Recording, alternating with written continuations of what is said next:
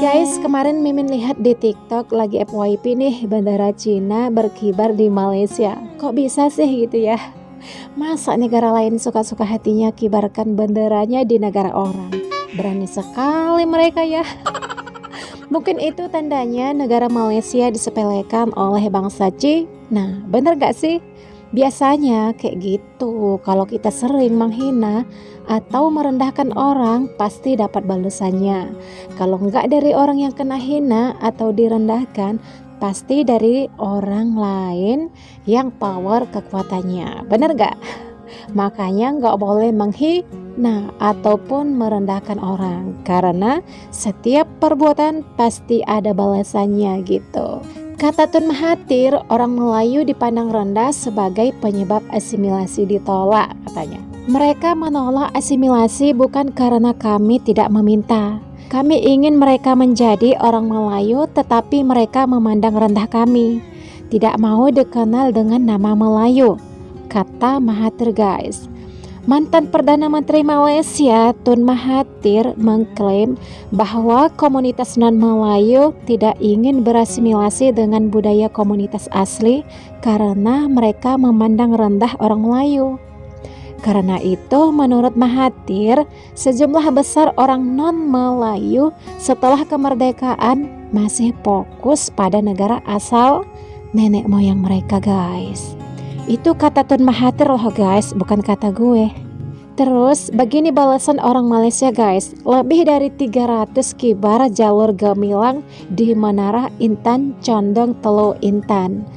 Diperkirakan lebih dari 300 orang berkumpul di lapangan Menara Condong Telu Intan menyusul pengibaran bendera nasional Cina. Hanya sekitaran 300 orang loh guys yang berpartisipasi. Yang lainnya pada kemana ya? Mereka berkumpul dari jam 5 sore mengibarkan jalur gemilang sambil menyanyikan lagu-lagu termasuk Negaraku, melambangkan patriotisme dan cinta untuk negara gitu. Tahu kan guys, lagu kebangsaan milik Malaysia ini sering digadang-gadang mirip dengan lagu Terang Bulan milik musisi Indonesia Saiful Bahri. Namun ternyata benar adanya. Berdasarkan penelusuran, lagu Negaraku memang diciptakan oleh Saiful Bahri, seorang pemimpin orkes studio Jakarta milik RRI.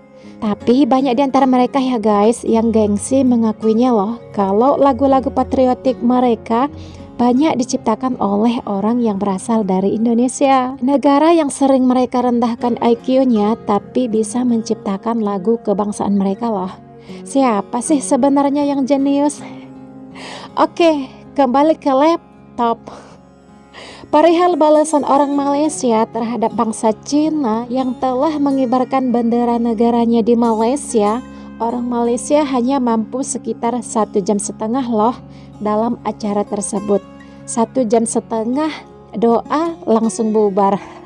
Keren kan guys? Sementara orang Cina mengibarkan benderanya mungkin bisa lebih lama lagi. Bener gak sih?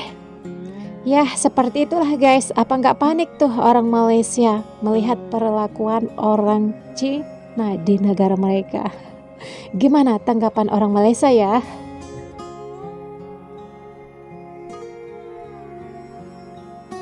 Apa kejadahnya nak buat perarakan di tempat awam, dah lah tak ada permit, angkat lagi bendera Cina.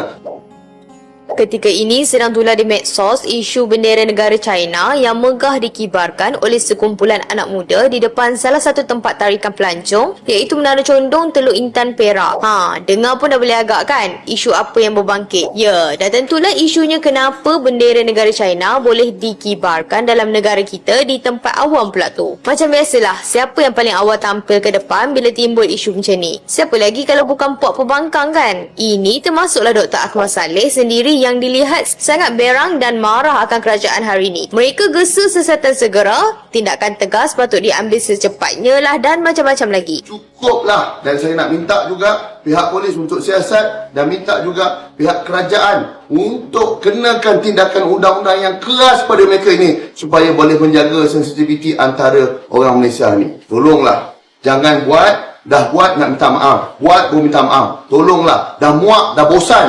Kita kenakan tindakan. Kita minta polis ambil siasatan dan kita kenakan tindakan yang seberat-beratnya kepada mereka. Sebenarnya, beberapa laporan polis telah pun dibuat oleh beberapa pihak. Takkanlah kalau benda ni melanggar undang-undang, pihak kerajaan nak diamkan saja. Dan untuk makluman, katanya perkara itu terjadi pun tanpa pengetahuan MP Teluk Intan sendiri. Meskipun begitu, ia tak boleh jadi alasan untuk pihak MP diamkan diri saja. Memang betul, tindakan tegas dan jelas perlu diambil sekiranya perkara ini benar menyalahi undang-undang negara mahupun menjejaskan kemaslahatan sejagat. Tapi, perlulah diingat, ia perlu ditangani dengan profesional, bukannya dengan membabi buta, menghentam, mengkritik tanpa arah tuju. Tak perlulah mainkan naratif jahat seperti negara tergadai, kerajaan nak jual negara kat China dan macam-macam lagi lah. Kalau nak diikutkan, sebenarnya isu kibarkan bendera asing di negara lain tu adalah perkara biasa. Bukanlah dahsyat sangat pun. Yelah, cuba tengok balik selalunya kaki hiking yang panjat gunung di negara lain seperti Indonesia, Jepun dan Nepal pun pasti akan kibarkan bendera Malaysia bila berada di sana. Begitu juga dengan pelajar-pelajar Malaysia yang belajar di luar negara. Ramai yang belajar di UK,